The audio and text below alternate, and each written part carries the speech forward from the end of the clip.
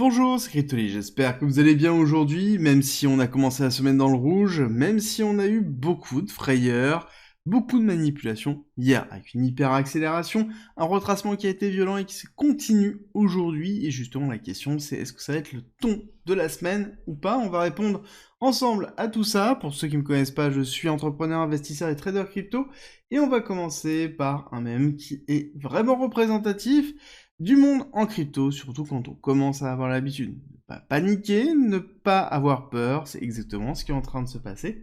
Maintenant, beaucoup de personnes ne comprennent pas ce qui s'est passé hier et avant-hier. On va regarder ça ensemble dans quelques instants. Juste avant, au niveau des nouvelles, on a quand même pas mal de fake news et pas mal de manipulations. Manipulations, notamment sur la notion de Google Search, à partir du moment où on cherche Donald Trump, Returns, Donald Trump, tout court ou Donald Trump président, a priori on n'a que du Kamala Harris qui arrive. Sauf que quand on fait le test, ce n'est pas le cas, en tout cas en l'état chez nous. Est-ce que quelqu'un est aux USA pour tester, voir si c'est vraiment le cas ou pas, en cherchant Donald Trump président, voir si oui ou non de la manipulation. Dans tous les cas, ce qui est sûr et certain, c'est que les réseaux sociaux en eux-mêmes sont une forme de manipulation, que ce soit en crypto ou non.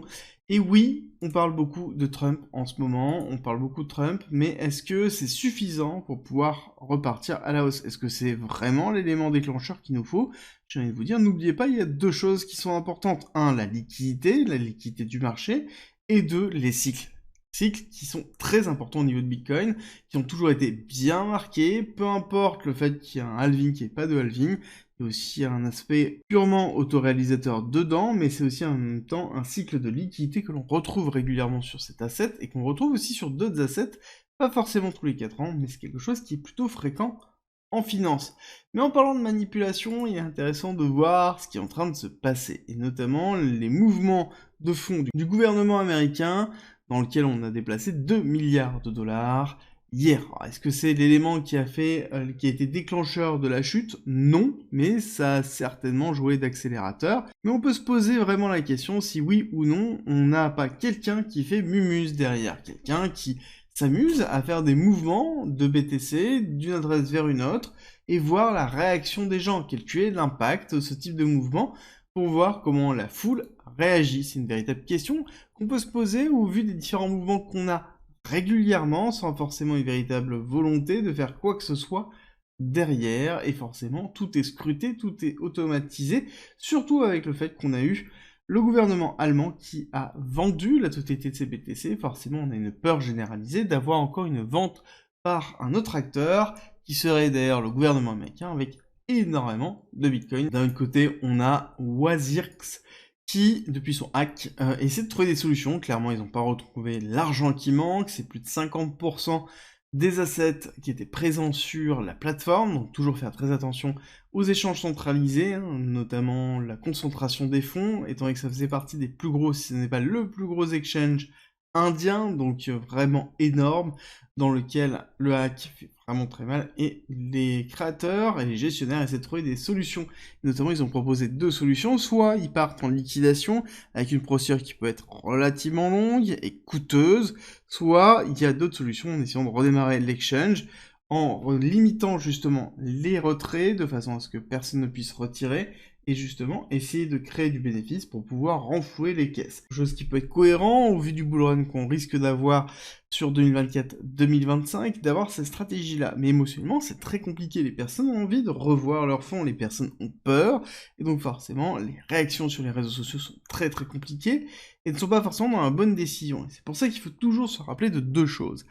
Ici, nous avons une pression baissière au niveau de Bitcoin, maintenant, parce que justement, il y a plus de 10 ans, nous avons Mongox qui s'est fait hacker, d'accord? Donc ça prend énormément de temps pour récupérer des fonds.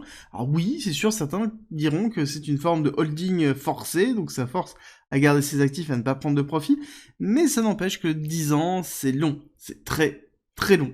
Encore une fois, surtout dans le monde des cryptos, donc le fait de prendre du recul, surtout si c'est des USDT que la personne a gardé, ça peut être très compliqué.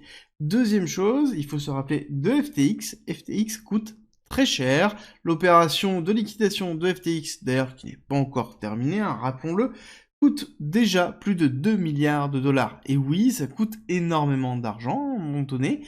Il faut prendre en considération tout ça, les frais, la temporalité, et peut-être le fait de trouver une solution amicale, peut-être une très bonne solution. Encore une fois, c'est facile à partir du moment où ces fonds ne sont pas sur l'exchange qui a été touché, mais je pense qu'il faut avoir une réflexion. Néanmoins, est-ce que c'est ce qui a entraîné Bitcoin à la baisse? J'ai envie de vous dire non, absolument pas. Est-ce que c'est la macroéconomie qui a entraîné Bitcoin à la baisse? Non, encore une fois, ce n'est pas le cas. On regarde le Nasdaq. Aujourd'hui, le Nasdaq a quasiment pas bougé hier et n'a quasiment pas bougé sur ce début de journée. Et pourtant, quand on regarde le BTC, on voit bien qu'on a eu une mèche d'accélération très forte, énormément justement de liquidité. On est allé casser les 70 000 sur le CME pour ensuite justement retracer violemment. Début de journée aussi qui a été assez agressif dans ce retracement. Et quand on commence à regarder un petit peu ce qui s'est passé, qu'on se dirige tout simplement sur du 1 heure, on voit qu'en effet on a eu une hyper accélération, une temporisation et ensuite une chute qui a été vraiment puissante. On va revenir dessus dans quelques instants. Il y a quelques éléments qui sont vraiment très forts, vous inquiétez pas, on va revenir dessus pour l'explication. Néanmoins, on est en train de valider ici au niveau du CME potentiellement le bull flag qui est bien présent, avec bien le renforcement ici du canal baissier bien présent si jamais on n'a pas de rupture. C'est ce que je vous expliquais principalement dans la vidéo d'hier. Tant qu'on n'avait pas de rupture de ce canal-là, en l'occurrence, c'était celui que je privilégiais en l'état. Est-ce que là, la chute est suffisante pour déterminer que c'est valable et définitivement valable? Non, j'ai envie de vous dire pour plusieurs raisons. Première chose, on n'est pas allé chercher le gap CME présent ici, et surtout on n'est pas allé casser ici. Il est très impératif d'aller casser ce lot-là, donc casser en dessous des 64, pour ensuite potentiellement retracer, pour faire ensuite une deuxième vague baissière. Et si on n'a pas de break-off structure ici, court terme, nous sommes toujours bullish. N'oubliez pas que, ici, encore une fois, c'est un ressenti, c'est une émotion, mais techniquement, nous sommes, encore une fois, bullish. On est allé chercher de la liquidité, beaucoup de liquidité. Et oui, il y avait énormément de liquidité. Ici, énormément de liquidations à faire. Liquidations qui ont été effectuées en short, principalement, puis compensées par les longues avec la chute baissière que l'on a pu avoir. Et ce qui est intéressant de voir, c'est que cette liquidité, on la crée énormément. Quand on regarde le top qui a été laissé ici, on a commencé à créer de la liquidité au-dessus. Quand on a fait un second top, on renforce cette liquidité. On renforce cette liquidité encore une fois, et donc encore une fois. Est-ce qu'on pourrait pas aller chercher un tout petit peu plus haut? Je pense qu'en effet, on peut aller chercher encore une fois un tout petit peu plus haut. Et c'est pour ça qu'il faut impérativement prendre du recul. Parce que oui, techniquement, nous n'avons pas cassé ici les 64, nous n'avons pas inversé la tendance, même si on a ici une chute qui a été très puissante, une prise de liquidité très puissante, et donc une réaction du cours très puissante, ça n'empêche que nous sommes toujours dans les 618 du dernier mouvement haussier, de la dernière jambe haussière, donc on est potentiellement ici toujours dans une zone qui est plutôt haussière, encore une fois. Ce n'est pas parce que nous allons combler le gap CME que forcément on doit s'enfoncer directement. Non, c'est deux choses séparées. L'inversion de la tendance doit se faire par une rupture de cela, une rupture de cela, passer en dessous des 64, ici, et surtout consolider en dessous avec derrière une tendance baissière. D'accord? On peut très bien aller chercher l'équité 64, puis repartir très fortement. Là, si jamais on a énormément de volume sur la prise de liquidité, ça veut dire qu'on était bien sur un piège pour aller chercher un petit peu plus haut et aller chercher potentiellement les liquidités au-dessus de 71.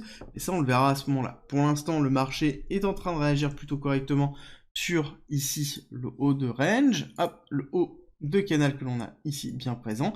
Et ce qui est intéressant de voir, c'est que on le voit de plusieurs façons. On le voit sur les liquidations. Oui, on a de plus en plus de clusters de liquidation au-dessus, donc ça veut dire de plus en plus de positions short qui sont bien présentes, et c'est quelque chose qui se voit aussi à travers l'open interest et le funding rate.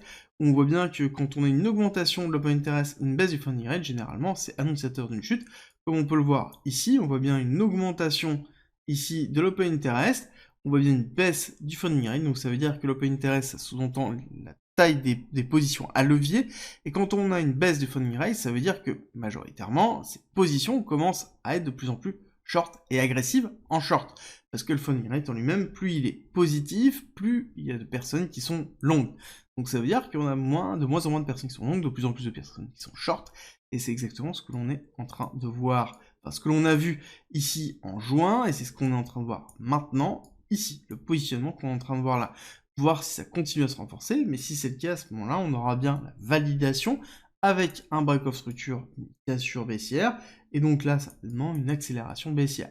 La grande question qu'il faudra se poser à ce moment-là, c'est jusqu'où on chute. Est-ce qu'on va chercher directement les 58,60 ou est-ce qu'on fait un retravail du cours avec prise de liquidité ici, réaction haussière et retravail baissier? Encore une fois, comme on a pu déjà le connaître précédemment, quand on regarde cette bougie-là, c'est exactement ça. On a fait une prise de liquidité avec cette bougie ici, cette mèche, on est allé chercher toute cette liquidité-là, on a bien fait le break-off structure, et ensuite on est allé chercher la liquidité en haut pour ensuite faire le mouvement baissier. Donc il va falloir faire très attention, on va avoir beaucoup de pièges qui sont en cours, et ça certainement, ça fait partie des pièges actuellement. Et je pense que ce n'est pas terminé, je pense qu'on va avoir une semaine qui va être justement très intéressante techniquement, mais qui va être très dangereuse quand on n'a pas l'habitude de ce type de mouvement-là. Parce que oui, il va y avoir beaucoup de manipulation des cours, manipulation de l'information comme on a pu le voir, que ce soit sur les réseaux sociaux, que ce soit sur Google ou que ce soit ailleurs, encore une fois, tout est une question d'émotion sur le marché. Pour ça, il n'y a que la nouvelle qui fonctionne réellement. D'un autre côté, on traque sur le TS Spot Bitcoin. Hier, c'était une journée qui était plutôt positive. On voit 124 Bitcoin qui sont rentrés, 124 millions, pardon, qui sont rentrés, mais on voit toujours une sortie de Grayscale Capital, GBTC. Plutôt logique, on attend tout simplement que GBTC soit vidé, en tout cas le plus possible, et c'est quelque chose qui est important sur le long terme, d'arrêter d'avoir cette pression baissière au niveau de GBTC, et avoir réellement l'inflow net non GBTC, et là-dessus on aura une réalité sur l'intérêt que les investisseurs institutionnels ont sur les différents ETF, et notamment le ETF Spot Bitcoin. Si d'ailleurs vous posez des questions sur cette instabilité, sur comment réagir si l'émotion est compliquée, n'oubliez pas que vous avez un guide 100% gratuit en commentaire en description qui se base sur les profils psychologiques avec les forces, les faiblesses, l'étude des portefeuilles pour pouvoir gérer ce type de situation. C'est 24 pages, gratuit, en commentaire et en description si ça vous intéresse. J'espère que cette vidéo vous a plu, si c'est le cas, n'oubliez pas, likez, partagez et abonnez-vous et on se retrouve très vite.